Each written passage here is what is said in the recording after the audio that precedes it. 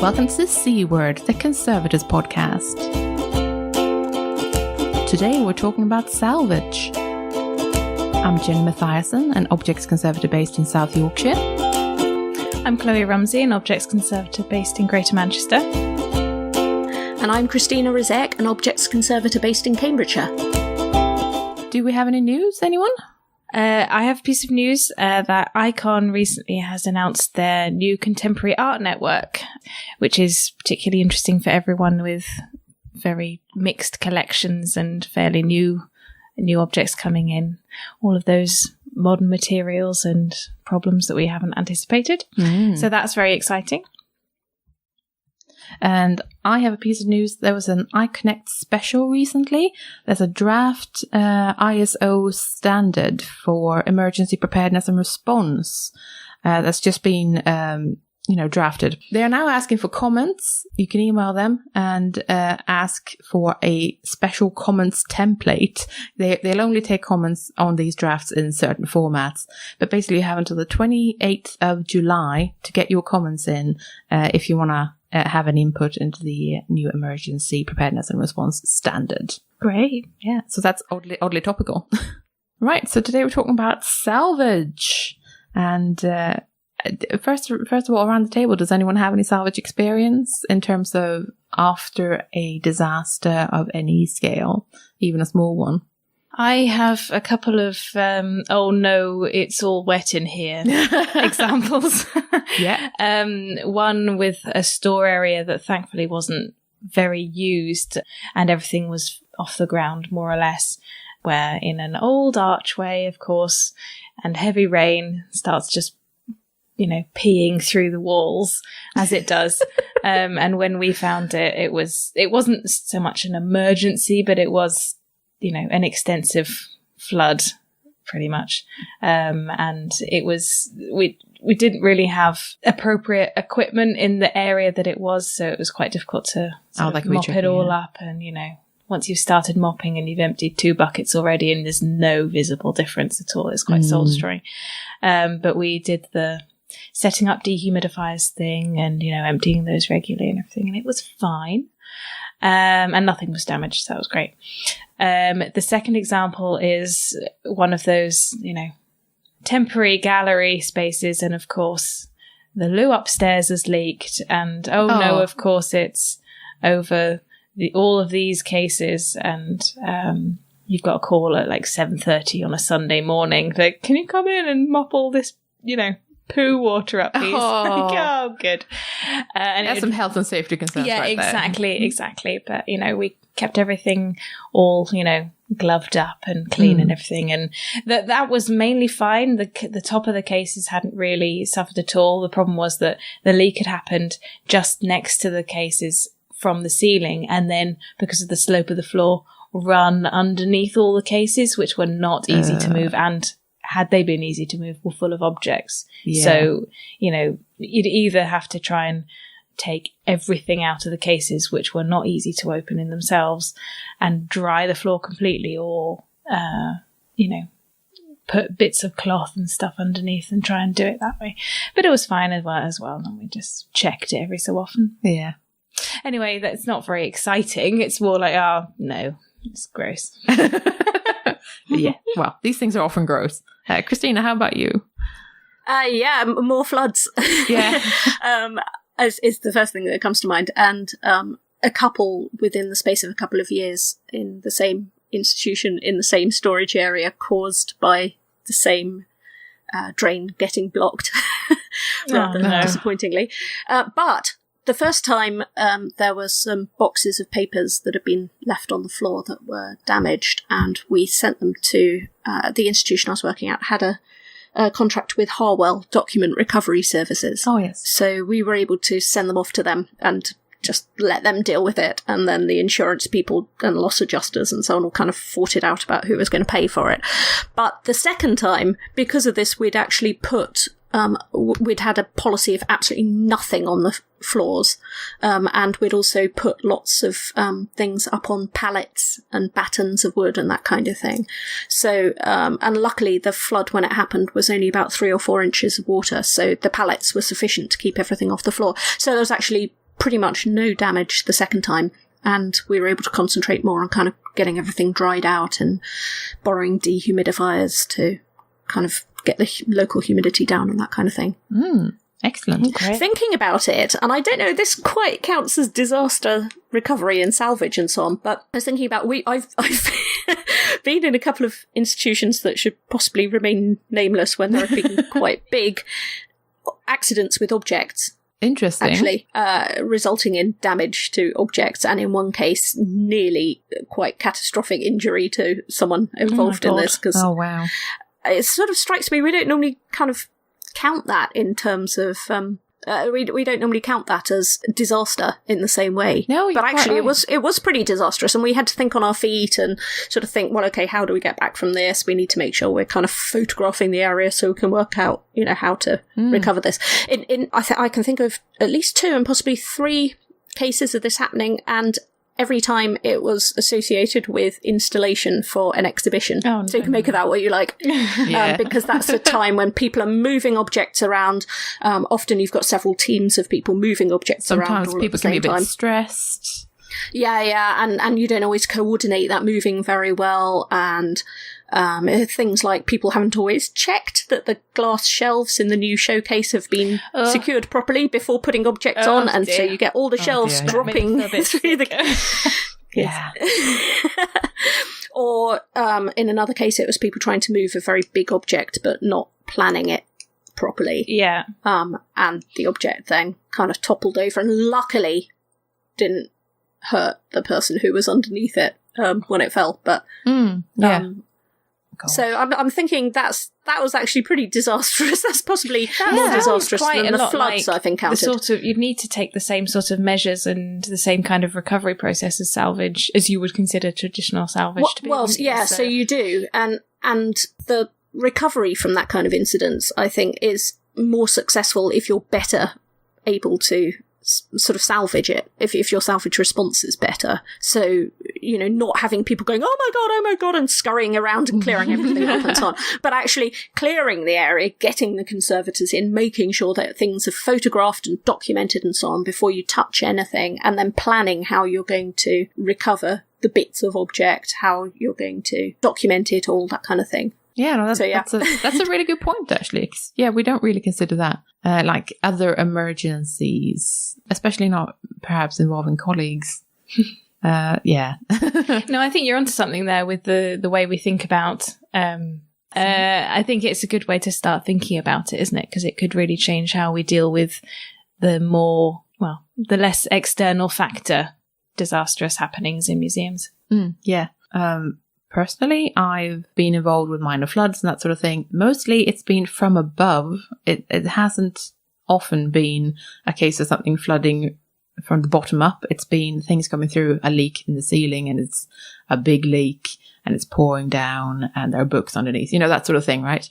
So that's, I suppose I'm quite at home with creating air tunnels for drying out books and paper materials. So I've not been involved in like a major incident or anything. It's been kind of a small to medium scale disaster response, if anything.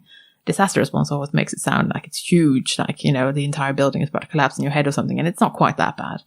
We of course use very dramatic language with this sort of thing, but salvage can be little things as well.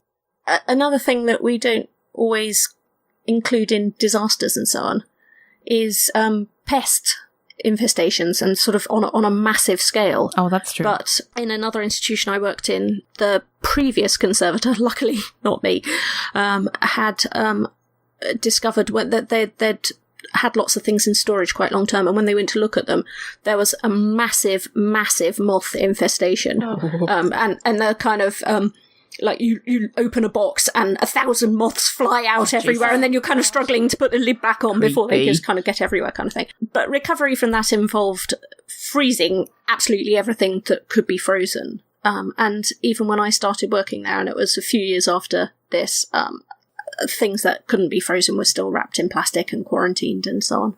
Oh, wow. So it was a really, really sort of long-running... Yeah, gross. Quite gross.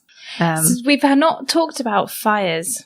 We have not talked about fires. I suppose that Well, I think it's worth saying that we record this 4 days after the really terrible Grenfell Tower fire. So if there's any listeners who are seriously disturbed or have had by this or very upset and don't want to listen to anyone talking about fire disasters right now, then maybe give it a month or so and until we'll be releasing this in July, but just as it's all fresh in our minds, it might be worth just bringing that up. That fire disaster is pretty it's a real upsetting to everyone right now. Yeah. And it is upsetting. It's of course very traumatic when it happens in museums as well, or historic properties. Obviously it's a hugely traumatic thing for people, even if it's just a place of work. I mean, everyone always thinks obviously we'd be devastated if it was our home, but even a place of work can be really traumatic if it goes up in flames, which is an interesting thing. Exactly. But most recently Clarendon Park suffered a devastating fire, and prior to that as well, Park is the other sort of famous one. Of course, yeah, and they were both sort of devastating, weren't they? As in large scale rather than just a part of them. So thinking about training options, I feel like I've had quite a lot of emergency planning training. I feel like that's really been something that's really solidly been supported by my previous employers, for example. I'm also familiar with some ways of testing it. So, for example, tabletop exercises is something I run both in-house and with other people. And actually, I gave a talk about that quite recently at the annual gathering of the Rapid Response Network, which is a regional membership organisation working in Yorkshire and Humber. And they are a kind of support network where you pay a fee and you get access to these huge emergency kits. So if something happens at your premises, you can go and get a kit that's kind of a more than you could probably provide in-house. So it's quite a nice network that's a really good support structure for if something happens to, say, a small museum where your in-house kit might not be enough, really. But yeah, so I gave a talk about tabletop exercises at their annual meeting just a few weeks ago. So that's kind of where I'm at with training, but I've never done salvage training. I've done a bit of getting things wet and having a go, but not a full-scale thing, which is something, Christina, that Sophie Rowe talked to you about, right? Yeah, and we'll listen to her talking about her experience of going on that course right now. When it comes to salvage and disaster recovery, theory is useful, but prior practical experience is completely invaluable. Historic England, in association with West Midlands Fire Service and other conservators, runs a very practical 3-day course that provides hands-on experience of removing objects from an incident location, assessing their condition, and following appropriate first aid treatment and documentation procedures. The course has taken place at various locations, but is currently being run in Handsworth, just outside Birmingham in the UK. I spoke to Sophie Rowe, conservator at the Polar Museum, about her experience of attending this course recently. So, Sophie, you've been on a salvage training course. Can you tell me a bit about that, please? I have. I went on the course which is run by Historic England in the West Midlands. Location varies, but it's always held on a fire station somewhere in Birmingham. The most valuable thing about this course, and it's brilliant, is that essentially they set up an exercise for you whereby they fill a building with stuff from charity shops, but about 3,500 things from charity shops. Objects. And then objects, of course. It's a frightfully valuable collection. And then they essentially pour water all over it with hoses, and then they send the fire service in. And so essentially they mock up a situation in which you have an actual disaster going on, and the fire service have been called, and you are, as conservators, supposed to coordinate what the fire service do or don't do to help you, and then yourselves salvage everything from this essentially burning dark building. And it is the most extraordinarily useful thing to experience, because I think no matter how many buckets full of water with books and photographs and so forth you play around with, nothing can prepare you for the chaos of trying to get 3,500 things out of a building in a small time frame, and how you then manage a very diverse group of things. So that, the objects that they put in there include furniture, great chests full of china and glass, pictures, quite heavy sculpture, lots of books, photographs, textiles, clothing. There's a full range of artefacts in there. And you've been given a list which includes the priority items. And then you have real firemen who are also on an exercise, but a slightly different sort of exercise to the one you're on, and that you have to give instructions to. And how you coordinate that exercise, and also learning what you can and can't expect the fire service to do, is the most invaluable piece of emergency training I've ever had, and I highly recommend it. So what can you expect them to do? I think the thing with the fire officers is that they are people who get things done, and they are used to a chain of command. They're extremely well practiced at what they do. One of the things that they do in this course is they actually send you into the building having filled it with smoke, and you put on a fire officer's very heavy kind of fireproof suit and a mask, and you're breathing oxygen through an oxygen mask, and you all kind of trail through the building in a sort of chain.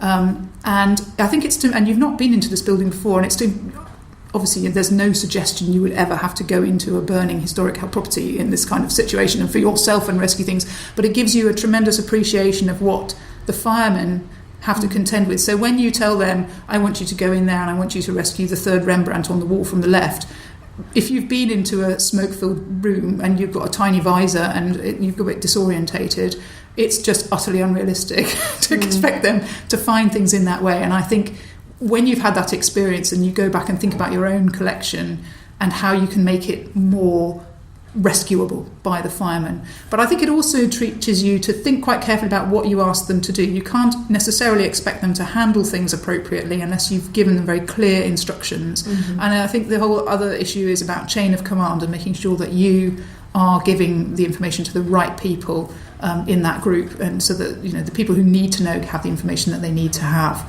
And other than that, they are extraordinary. I mean, they get things out really fast. They're very strong and they're very willing, but there will be some limits to what they can take on, of course.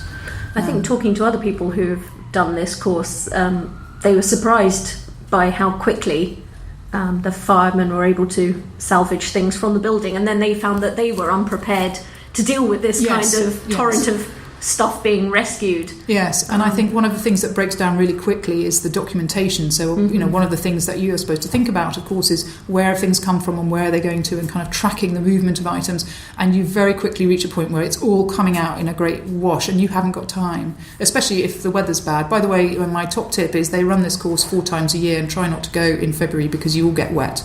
And it's really grim. I went in October, that was just about fine. But the ones who go in the winter, you get wet. One of the things they make you do is divert water, actually. I mean, they pour water at you and all over the building, and you're supposed to divert it, and if you're doing well, they'll turn it up and just make it wetter and wetter. Divert it with you have sheeting, to divert or? it using ladders, tarpaulins, barriers, various things to try and kind of keep it away from your collections areas. So it's extremely practical, this course.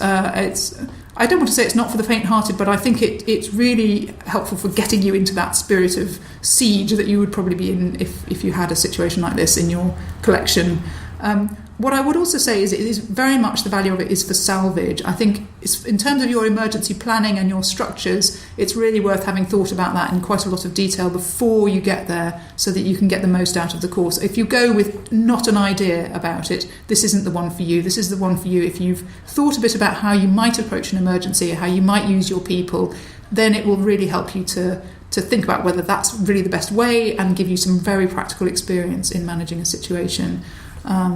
So do they teach you the basics of salvage for different types of material, or is it more that you need to know that stuff and then you just get to experience it in practice? No, they will teach you about salvage for different kinds of material. I mean, we spent, I think, a morning looking at all kinds of different things, and we got excellent notes on that. The bit that they won't teach you exactly is how to structure your salvage team, or rather they do give you that information, but if you've never thought about it before, it comes very thick and fast. So that's the part that's really worth having had some thoughts about, at least, and read up a bit about before you go. And then I think you're in a very good position to take the advice that you're given about the kinds of people you need more people than you think you need, actually. That's the short answer to this. So do you feel more confident about dealing with some sort of catastrophic fire emergency in your museum? I obviously enormously hope that it never ever happens, but yes, I do. And I think it also gives you some ideas for things that you might do as kind of bite-sized sessions for people back in your institution who haven't had the chance to go on this, to help them get confident. Because I think if you're faced with a horrible mess and everything is soaking wet and it's all falling apart, it's very intimidating, actually. And so to have some basic ideas about how you would approach it is so helpful. And a lot of our staff haven't really spent very much time thinking about emergency salvage, but potentially would be involved if there were an incident. And so getting them to the point where they feel, okay, wet books, I know what to do, really valuable thing to learn, definitely. And if Sophie's experience has convinced you that you should also go on this course, here's a little more information about how you can do that. The course is run by Historic England and is called Salvage and Disaster Recovery. It runs over 3 action-packed days and takes place 4 times a year, usually in February, May, July and October. The cost is £505 per delegate, which includes all teaching, buffet lunches, 1 evening meal and 2 nights B&B accommodation. You can book by emailing emergencyplanning@historicengland.org.uk, and we'll also put the course website in our show notes so you can find more information there. If you're not able to get to this course in person, or if you're outside the UK, we've also found an alternative course running very soon called Salvage and Recovery of Cultural Heritage Collections. This is an online course, so you won't get the same practical experience as on the Historic England one. It costs $400 and is taking place on the 17th of July. Again, we'll put all the details in the show notes for this episode. I think I always say this after the interviews, but I found that really, really exciting as an idea. It sounds like such a good course. Oh, it does. I really, really want to go, but I wanted to go for years and years. I know. And years and years. I think when I heard the cost, I thought, oh, Jesus, how can it be that much? But then actually hearing what it's like. And also, it's 3 days. Exactly, yeah. And the level of sort of a deep practicality and attention you get. It's hardcore. Really amazing. Yeah, it's hardcore. And I'm impressed that they've thought so much about things that you don't really think about when you're thinking about a disaster and, oh God, either everything's on fire or everything's soaking wet. You're not automatically, unless you've been on training like this, going to think about the quality of your communication with the emergency services that you're dealing with, which is obviously extremely important because it means that you know what you're talking about, you know how to communicate with people, and you're not going to get shirty with them essentially if they do something that you would consider wrong if you've not communicated the right way to do it. So that's really, really interesting. And I want to go on it. I do too. It would be lovely. It's a lot of money though. I don't even know how I would find that money. No, I feel like first aid, I'd like to go on a first aid course. That would also be good. And then maybe this is next in line. Yeah. With possibly some practical training in between for actual conservation bits. Yeah. How hardcore are we? We just totally want to go into this like smoke-filled building. I know. Yeah. I know. I want to wear a giant suit. That I don't know if I do actually. That seems a bit scary. Actually. But I really liked that they add the perspective of this is what it actually looks like when they're inside it. So even though you've said on our salvage list are these objects, go and take them out. That can be really, really, really difficult.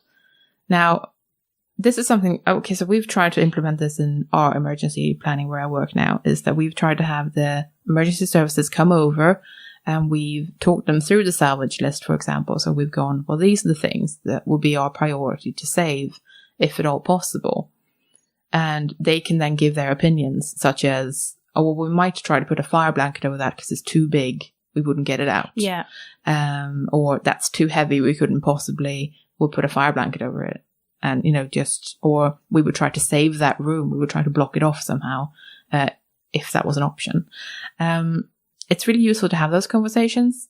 But at the same time, you do have to realize that, I guess what I'm trying to say is there might be a different fire department that responds to your fire, or it might be a completely different crew. Yeah. It might be that it's so many years down the line that they've never been themselves. it's all the infrastructure of the fire services has changed. Yeah, we don't know and what also will happen in the future. they have terrible cuts as well, so they're losing people all the time. So it's a great exercise to do, and you should have emergency services come out and look at the things, look at your building to begin with, and where there might be special safety concerns, like where do you keep all of your chemicals in this house? Yes. And you should make them aware of what you want to save. But at the same time, I think it's super important to know that it's a really different situation when the building is on fire and they might not be able to even see or remember or know what to get. So scale down your expectations accordingly, maybe. The other day I read the emergency plan for my new job. And it was the first emergency plan I'd read really in detail, because obviously I knew we were recording this, and I thought, well, obviously I'm not going to be able to remember it all in the event of an emergency. But that's why you had the plan. Yeah, exactly. Yeah. And I'm not on the emergency team as it is. But sorry, you're not on the emergency team? Yeah, it's because I'm very new. Ah, right, not, but there are conservators on it. Oh, yeah, sorry. I should make that clear, right. Yeah. There are, the conservation team is on it, and I suppose by default I am on it as well, but we've not got to that bit yet, because I'm still super new. And the thing that I like particularly about the emergency plan that I read is the maps, to be honest. The maps, and the descriptions of where key objects, particularly key objects on gallery, are held, because they are very much, it's not like, oh, case B over there kind of thing. This is the case that you will find and it looks like this and you go this way kind of thing. So I found that really, really interesting.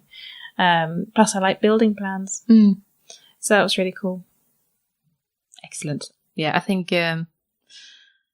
this is right. So I've occasionally liaised with emergency services, and often the building plans can be a bit of a bugbear for them, because often it's a hugely detailed plan drawing that someone's taken from a file, and they've downscaled it to be A4 size, and then they're hoping that everything's still legible, even though it clearly isn't with the naked eye, and then they just hand that over and go, and that those are our building plans, and they go, that's no use to me, love, because so sometimes it's worth looking at building plans. God, I've gone into full emergency planning advice giving. I'm so sorry, people. Sometimes it's worth just looking at your building plans and making sure they're legible enough and simple enough and clear enough. You might have to draw it out again.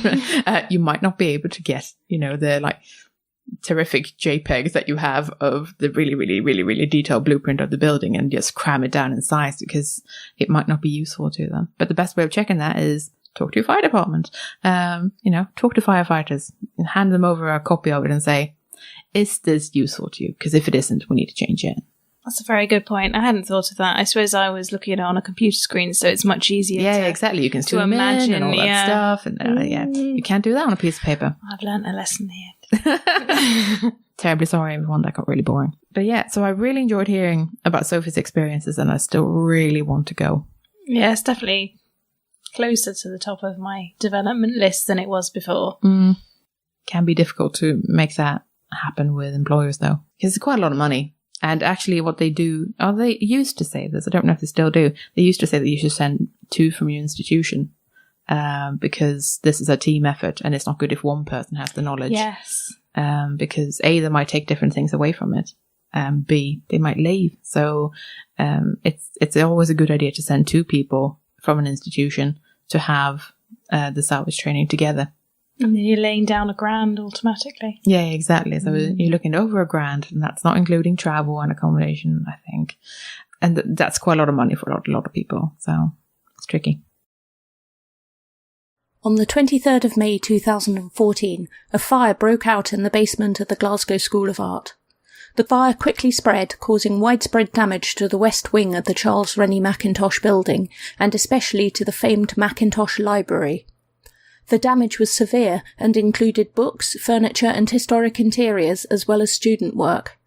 As word got out on social media, conservators in the area rushed to volunteer their services for the immediate salvage attempts. But what happens after the fire is put out? I spoke to Natalie Mitchell, a conservator based in Edinburgh, about her involvement with the salvage of objects from the GSA building in the months following the fire. So my name is Natalie Mitchell and I am a conservator for AOC Archaeology and we're based in Edinburgh. So AOC Archaeology were invited to help with the salvage work alongside another archaeological company called Kirkdale, and we helped process the salvage material from the Glasgow Mackintosh Library. Mm-hmm. So what kind of material was that? So being a library, it was preliminary books and a lot of the furniture. So furniture, panelling from the library, so lots of wooden structural pieces, and as well as that sort of typical things you'd expect to find, like sort of fixtures and fittings, metal sort of cabling, pipework, and other kind of structural pieces, I'd say. Yeah. So predominantly from a material point of view, it would have been sort of paper and wood were the main materials. So the project ran for about 2 or 3 months, I believe, and that was alongside the archaeologists excavating.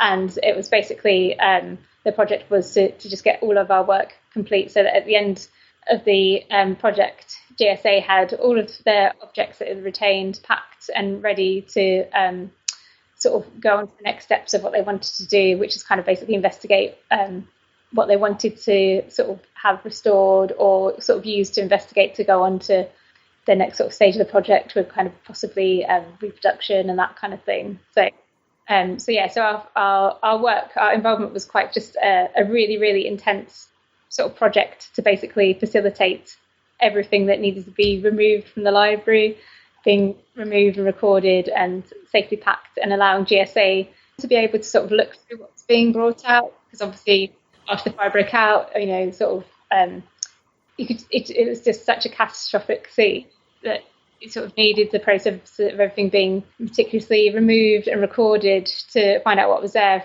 to be sort of laid out for them to see what they had. So that was really kind of like where our skills came in, and just sort of identifying materials and identify the condition and sort of guiding them on what would be useful, what they can still do with the materials they had.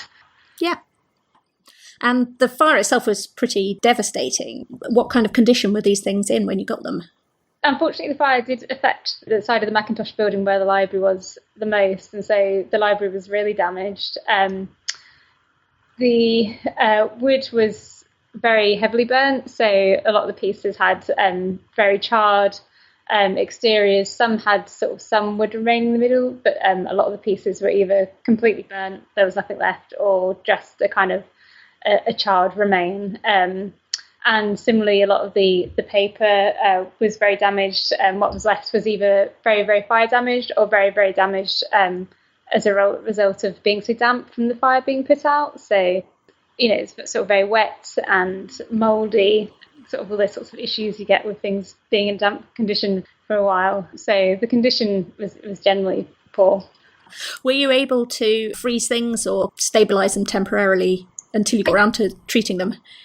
Yes, so basically our remit was to just help stabilise everything as best we could in the sort of intermediate part before any sort of, I suppose, more kind of interventive conservation work could take place. Really sort of as first aid measure, we had a freezer in place just down the road from the library, so any of the sort of special books that were collected could be frozen immediately, so we wrapped and froze them.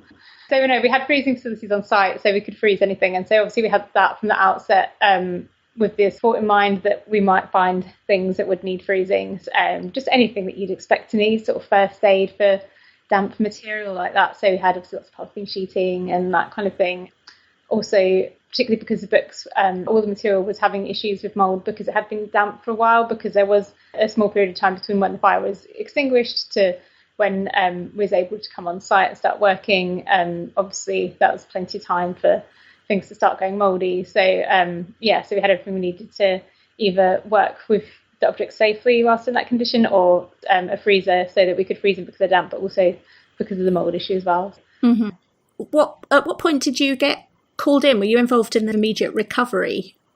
So no, we were actually called in once a salvage plan had been put in place. So The immediate recovery, although this is not an exhaustive list, I know that obviously the staff of GSA were a great help. There was a lot of volunteers that I think ICON made a call-out list for that came and helped on the day, and also Historic Environment Scotland helped out a lot on the day as well, and obviously like the fire rescue service themselves. So they were sort of in the immediate aftermath. But our role and the archaeological team's role was further down the line when a proper plan had been put in place as to how they're going to go about excavating the library and sort of sorting through the finds and what was to be done with everything.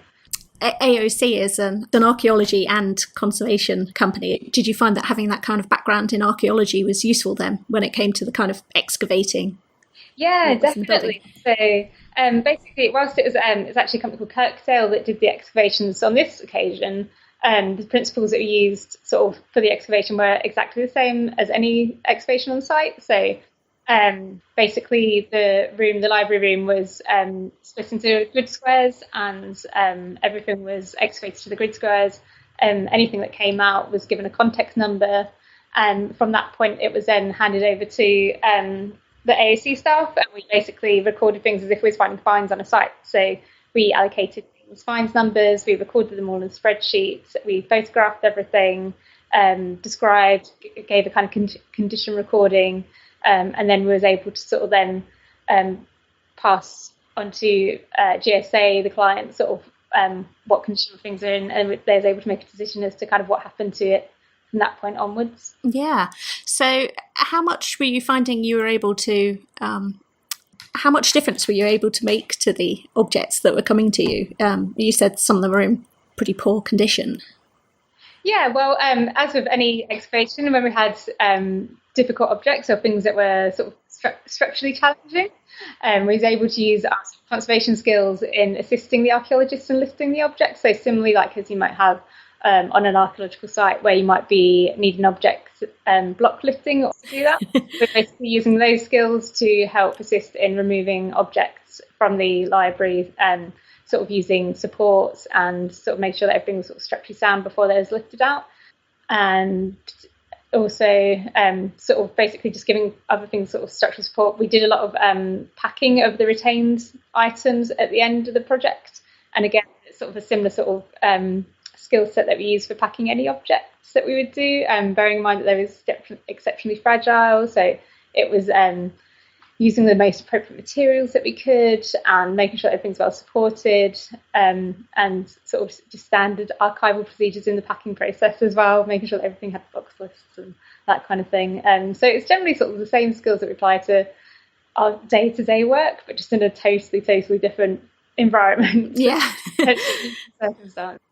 Yeah, and then generally also, as I said before, we had a lot of issues with health and safety things. Conservators were just naturally quite aware of things, challenges like the mould I mentioned before, like dust and particulates, and any other possible concerns you might have. I mean, we was okay on this occasion, but being aware of hazardous materials such as asbestos, and sort of making sure that we always have sort of appropriate PPE, but also making sure that the materials were dealt with appropriately so that they would be sort of safer for anyone to handle or look at in the long term. So that was a case of sort of treating the mould on site and that kind of thing. So making sure that the archaeologists and the other kind of people that are coming to look at the material were aware of the condition of the objects and kind of that although the objects aren't as fragile, that sort of there can be a hazardous nature to them, and sort of making sure people are wearing gloves and face masks and that kind of thing when they're looking at them.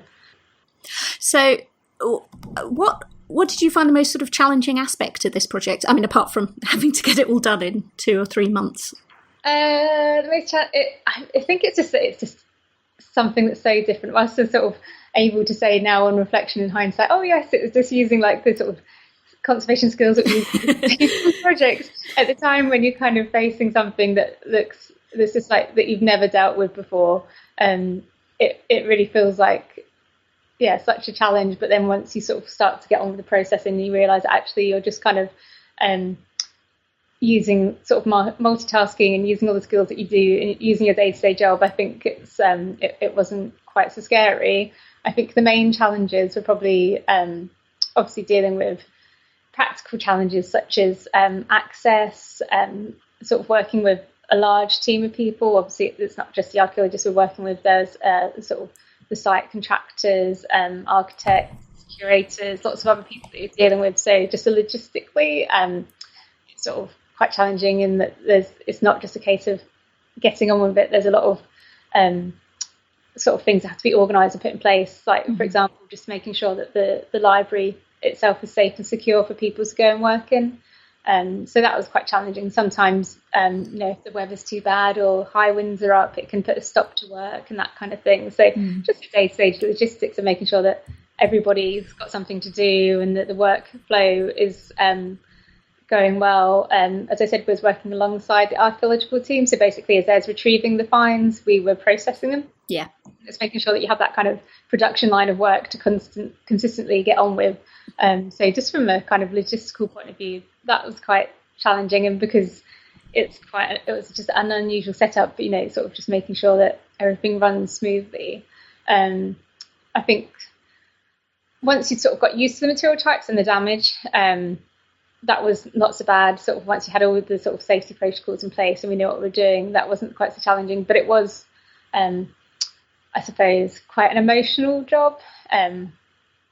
I think, and not just your own emotions of seeing it, but seeing the emotions of everybody that's really attached to the property as well. I think that was quite difficult, because obviously usually when we're working on things in a lab, you don't necessarily have the person that might own or have known that object sort of looking on it and sort of feeling those emotions that you might have, but sort of being there, working on site, seeing how much it impacted everyone was really quite different. And I think it was quite a privilege, I suppose, to be able to help like in that kind of way. I don't think it's very often that you get to do that sort of thing, and I think it was really although it was a really sad situation, it was really nice to be able to feel like he was really helping. And when you did occasionally find objects that you didn't expect to find, or some things that were just in perfect condition, for example the lanterns that the lamps that hang from the centre of the ceiling had, there's a lot of glass that was recovered, and some pieces of glass that were just complete and in perfect condition, and just as they started to come up, it was really kind of invigorating to find things that had been preserved and things that you just think should never have survived. So that was really like motivational, and I think it kind of, although it was challenging, there were long days and we worked through winter, and I think some days there was snow blowing through the windows, but you had like lots of sort of things that just really kind of kept you motivated, and it's really really rewarding, actually. Yeah, it's good. Yeah, and I think just getting to use all your skills and really do a job that's calls on every part of your knowledge, and you have to really think on your feet, and no day was ever the same. So yeah, it was really a really rewarding project to work on. Is there anything you wish you'd known at the start, or that you kind of learnt that you hadn't known before? Tying labels onto charred bits of wood is possible. That was quite challenging. Little things like that. It's the little practical things that you think like, oh, it's fine, we'll just label these, and your labels are constantly wanting to fall off, or that kind of stuff. And the packing, packing is always so time consuming with any large project. If anybody's worked on large archaeological assemblages or large things like that, the packing always takes longer than you think. And this was just so challenging because of the nature of the objects were so fragile, like particularly sort of packing the burnt furniture and that sort of thing. So I think the packing was probably actually the most challenging thing. And in hindsight, if I realised how challenging it would have been, may have been a little bit more prepared for it. But I think that was probably actually the most challenging thing of the thing. Anything you would do differently? I don't know. I think probably if we were challenged with doing it again, probably things would come back to you and you'd think, oh, no, I've done that before. I think, I'd do it slightly differently. But off the top of my mind, I think everything that came up was so, although we had a plan to what we was doing, you really were kind of working things out as you go, because obviously it's not often that anyone has to do this sort of thing. I don't think there's anything in hindsight that would necessarily would have changed. A lot of it was just feeling things out as you go, and GSA were fantastic, and they really had thought through what they wanted from our work and from the archaeologists' work. And I think the project just kind of evolved as you go along. So whilst there's maybe things that we changed throughout the project and we did do things differently, for example, they had a decision tree on kind of, what items they were really keen to look out for and keep. decisions sort of change along the way of what you do with things. It was a very kind of evolving process. So I think it'd be quite difficult to say, oh, we would have done that differently, because you didn't know until you did it. And nothing jumps out as a major thing that we would have done differently. So I think it all went really well. Cool. So that was a very long-winded way of saying, no, I don't think so. But probably think so, yes. Yeah. I just remembered, actually, the one thing I wasn't prepared for was needing quite so many plastic boxes. As many cheap, from the 99p shop or whatever, as many cheap boxes as you can. We got through so many boxes. So is that your top tip? Yeah, top tip, get as many of those boxes as you can, the kind of under-bed storers. Yeah. Wow, big ones. Yeah, we got through hundreds of them, because everything basically came out in those boxes with a context number, and we had to sort for, we're just sort of sorting through them all. So it's sort of a case of really getting your eye in, because when you look at a box of material that's charred, everything just kind of looks the same. So I think from kind of conservation point of view, where you're used to looking at different materials, you start to get your eye in and sort of seeing, oh, that's wood, that's plaster, that's paper. It's quite often there's also materials like expanding foam and stuff like that, stuff that you'd expect to sort of see within kind of the walls and that kind of thing. And once that gets burnt, it can suddenly look like really it can form interesting shapes, or kind of interesting textures, and goes amazing colours and that kind of thing. And you might get people come up to you going, oh, we found something really interesting, and you look at it and go, oh no, I'm pretty sure that's just a bit of foam or something. Sort of using your sort of material identification skills, I think, of sort of knowing what you're looking at, and just sort of being able to sort of sort the wheat from the chaff, as it were. So that was it was quite challenging, but good fun from a conservation point of view, because you never get to see quite so many material types all in one go quite often. And you said hundreds of these boxes. Where did you store all this stuff? So basically, we was able to facilitate ourselves in the Macintosh building. Basically, we had a great system where the archaeologists worked in the library, and then through there was a large mezzanine area where it was able to have a section for myself and a couple of technicians working through the finds, and then also a section for the archaeologists who did a lot of the recording, particularly of sort of the large wooden timbers and that sort of thing. So we had quite a big production line of work going on to make sure everything worked smoothly, to sort of process everything as sort of quickly as we could. It's a very, very repetitive job, so it's a case of really making sure that everything is as streamlined as possible, and you've got lots to do, and so that you also have a backup of work to do. So, for example, like I said, some days it might be windy, or if the weather's particularly bad and people can't get in, because we was working from November, so it was not the nicest time of year to be working in. It was a case of making sure that we always had something to be getting on with, and getting the work was being processed, because some things you could get through really quickly, and other things sort of were just a lot more time consuming to record. So it's just kind of planning the work was quite important. So any advice for anyone finding themselves in the same position? I think just having a really good plan, but being really prepared for it to need to be flexible, because there's so many stakeholders in place, there's so many challenges that will come up, it will be impossible to sort of do everything to the letter. So I think it's to just keep an open mind, be flexible, but have a good plan in place to get started with. Sort of just being really prepared, having all your materials and everything that you need ready to carry out the work, especially like you said, like for a freezer, having everything in place just in case, like your standard kind of kit that you would have had for your disaster planning, and making sure you've got plenty of time. If you can get it, it's a really time consuming process, and it can only go as fast as it can. So having the time and being prepared, I think, is all you can do, and the rest of it you really just have to use all your skills to think on the spot and be flexible.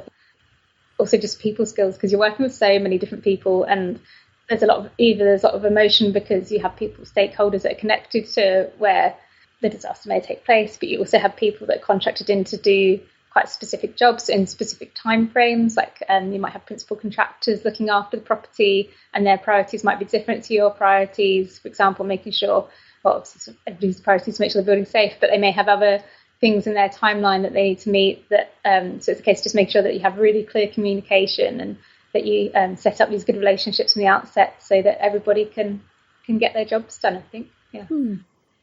as I've sort of mentioned before, one of the main things that I particularly enjoyed about working on this project was just getting to work with all the creators and really getting a close input from them. Yeah, I think as much as the work on this project was obviously based around the salvage and sort of conservation and fines processing, the relationships that you formed with the people were probably just equally as important. The really key part of the job was constantly communicating with GSA and making sure that we're sort of meeting what they wanted and keeping them informed, because it is such a sensitive sort of project. So I think that was, it was really rewarding to work with them, and sort of something to take out of it was just those sort of relationships and all those unexpected things, that form that you're not expecting to when you're going to do a job. Well, Natalie Mitchell, thank you very much for talking to the C Word today. Oh, no problem, thanks. Right, I think that's it for Salvage right now, and now we're going to listen to one of my book reviews. Hooray! Today I'm going to review Refashioning and Redress, Conserving and Displaying Dress. This is a book that I was lent a copy of by Nadine Wilson. Thank you so much, Nadine. Basically, I wanted to review this because even though I'm an objects conservator, I've worked a surprising amount with dress recently. And not just recently, it kind of started back in 2014 when I was working on the Silent Partners exhibition at the Fitzwilliam, and it's just kind of kept going since then. So this has now become a theme in my life that very much dress, costume, clothing keep appearing. So I thought, this will be a really good book to review, and you know what? I was right about that. This is a high-quality paperback volume with full-colour images throughout. It has 256 pages and has a whopping 17 papers in it. It's a collection of papers that are carefully edited, and they come from all over the world. Basically, we go on a slight world tour with this book. It's got a healthy mix of papers written by conservators, curators, artists, and designers, but they form a really good coherent ensemble. The editors have set out to explore the what and the how of both treating and exhibiting dress, and to stimulate discussion of how we can achieve these things. From philosophical topics such as biographical clothing and the human form, to more practical matters such as pressure mounting and how to deal with heavily fragmented garments, this book actually covers a lot of ground. I was really excited by all the things that I learned. I repeatedly annoyed everyone around me as I was reading this because I shared snippets throughout the chapters, which I think is a good measure of how engaging a book of case studies really can be. The editors are the very same who brought us Changing Views of Textile Conservation in 2011, and their steady editorial hand ensures there's a clear conservation voice throughout the volume. While this is a cross-disciplinary publication that can be enjoyed by museum professionals across the board, it's definitely meant for conservators. But I guess the important bit here, it can appeal to all conservators, not just textile specialists. It explores inherently fascinating concepts about the human shape and fashion and the memory of clothes, without being either boring or oversimplifying. As a solitary objects conservator, I found this incredibly helpful. I particularly appreciate that the authors shared their decision-making processes and sometimes even their sources of inspiration. I mean, who knew that couture retailers could inspire the way a museum displays their dress, for example? And also I loved reading about concepts I hadn't really considered, like using the museum as a catwalk, or what kind of story a garment can tell, particularly if it's been used in something as horrifying as a political assassination. Basically, with emphasis on collaboration and dialogue between departments and stakeholders, this is actually a refreshingly inclusive and positive publication with plenty of good ideas. It certainly won't have you in stitches, but it'll help unravel some mysteries of working with dress in a museum context. While I occasionally wish there were even more images, I definitely found it both helpful and inspiring. I think it's well worth a look. As I said, Refashioning and Redress is edited by Mary M. Brooks and Dinah D. Eastop. It's published by the Getty Conservation Institute in 2016, and you can buy it straight from the Getty webshop, where it is $65 plus shipping. or you can, if you're in the UK, buy it from Amazon, where it is, at the time of review, £38.99. And well worth a look. I highly recommend it if you've ever had to deal with dress and costume in your collections. Thanks very much for listening. As usual, if you have any comments, questions, or corrections, we would love to hear from you. This time I thought we would talk about two things. First of all, David Lee has emailed us and pointed something out about our first episode. It's quite fitting that we're talking about the first episode on the last episode of the season. Aww, circle of life. Yeah.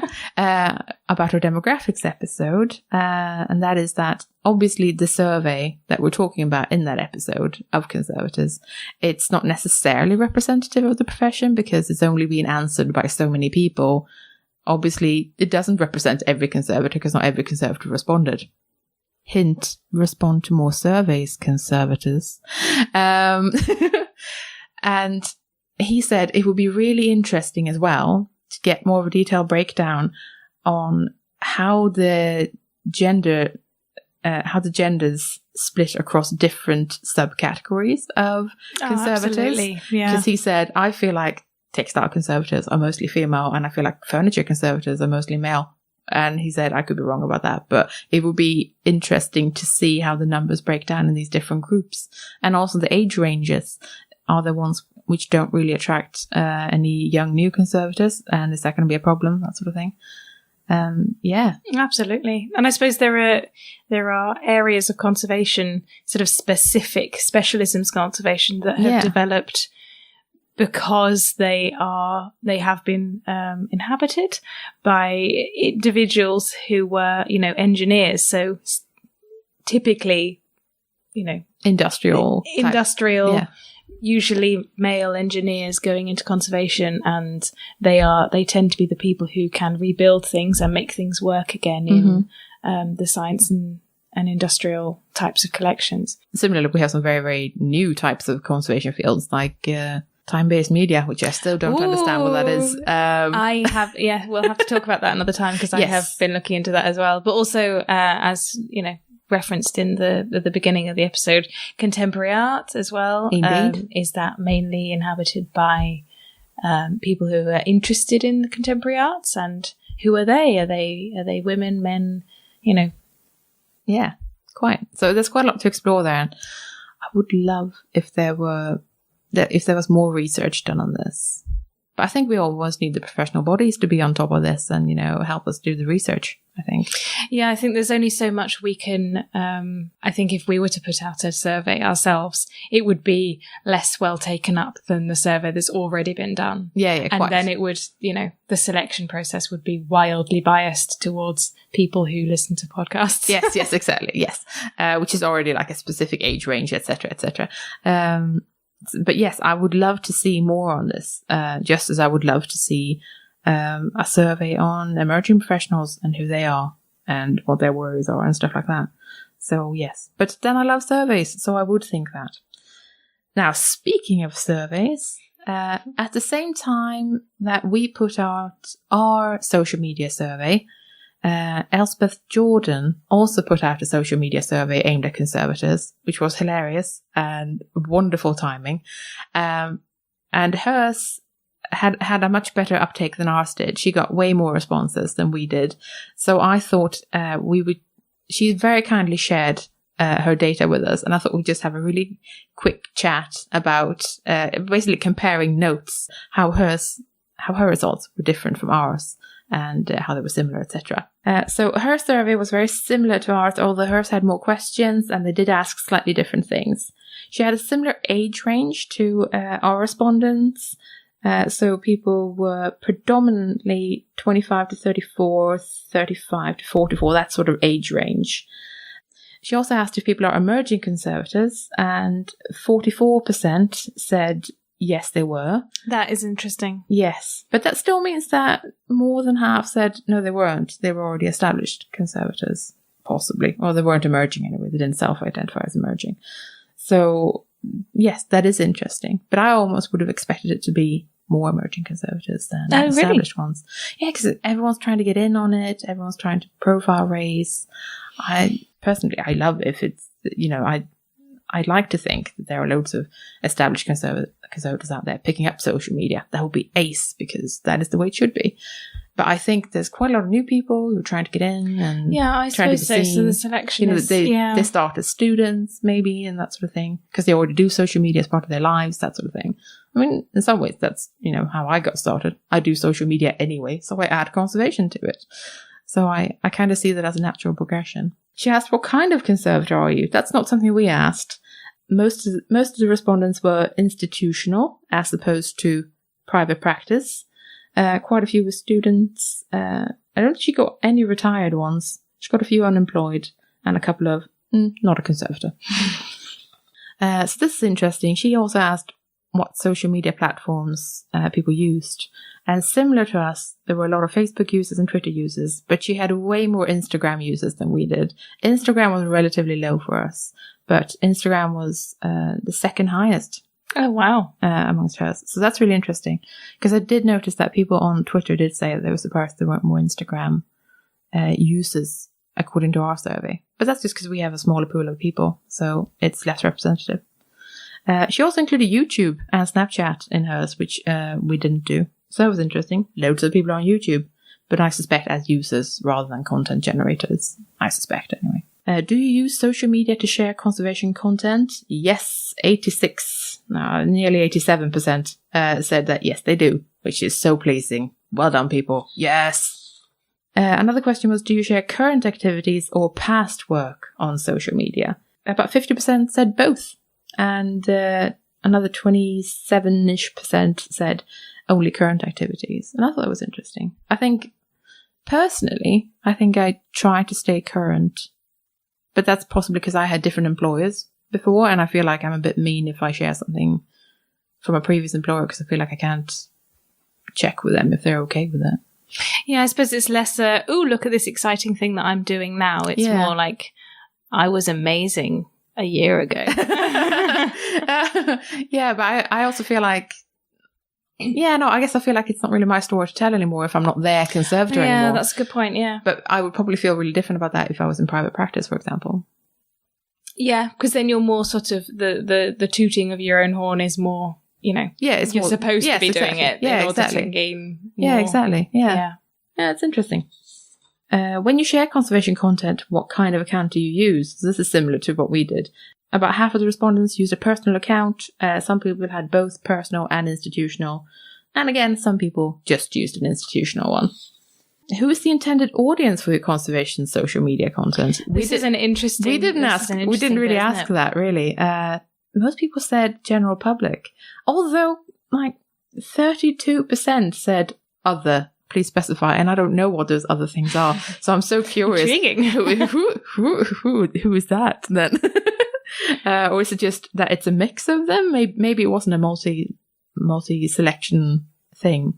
It's hard to say. But 42% said the general public. So that's pretty interesting. Do you find there are benefits of sharing information on social media versus traditional methods such as journals and distribution lists? Yes. Oh, thank Christ. 93% said yes to that. Oh, excellent. Do you use social media to find conservation content? Yes. 77% said yes.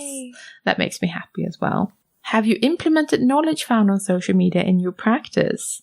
57% said yes. And I thought that was jolly interesting because it's something we kind of hinted at a little bit in our survey, but we didn't outright ask it. So I just thought that was really heartening that people actually take on board things that they find. I like that it's a sort of free and open sharing of information. Though, of course, we get to the problems that we were talking about in our episode with a little knowledge can be dangerous. Yeah. But if your audience is conservation, then it's, you've got to assume a level of understanding and knowledge that this will add to rather than... Well, it's interesting. And of course, you have to be source critical with everything. And I get that you might not be writing your dissertation and citing tweets. You might be. If you are, please let me know. That would be awesome. But yeah, so I guess I get that there are different levels of these things, but I am happy that we're all doing more sharing. And thank you so much to Elspeth for sharing her data with us. We really loved it. Thanks so much. It seems like our surveys are mostly in agreement on some of the big points, which is really nice. So thanks, Elspeth. Thank you. Thanks for listening. We're the C Word, and you've been listening to Christina Rosaic, Kloe Rumsey, and me, Jenny Mathiasen. Join us next time. Oh, wait, no. We're not doing that. This is the last one. Oh, my God. Sorry. Keep that. I got all excited. So that means that we should actually say this is the end of the season. Yeah, oh my God. Do you want to say anything? Can you think of anything? So guess what? It's the end of the season. We've done 10 episodes, and when we started this, I don't really think that I imagined that we'd get to episode 10, just because, life gets in the way. And everybody's loved it. So thank you so much, everyone, for listening and sharing and interacting with us. It's been amazing. And please keep it up, because, we're not going away. Yeah, no, sorry. We're not going to, we're here to stay for at least a little while now. So sorry about that.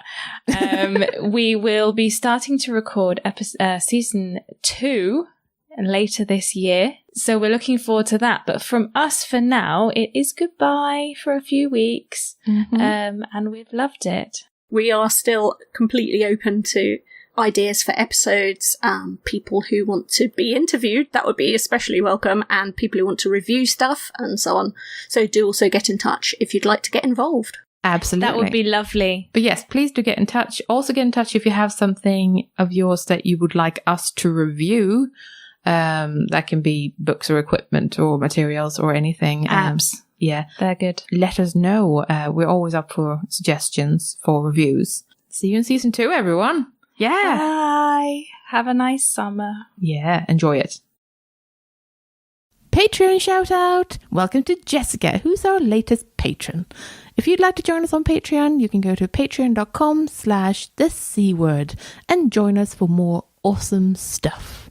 Thanks, Jessica. Thanks for listening. We're the C Word, and you've been listening to Christina Rosaic, Kloe Rumsey, and me, Jenny Mathiasen. You can check out our website at thecword.show, tweet us at thecwordpodcast, or simply email us on thecwordpodcast@gmail.com. The intro and outro music is Spring by Dee Dee Missick, used under a Creative Commons Attribution License. This has been a Wooden Dice production.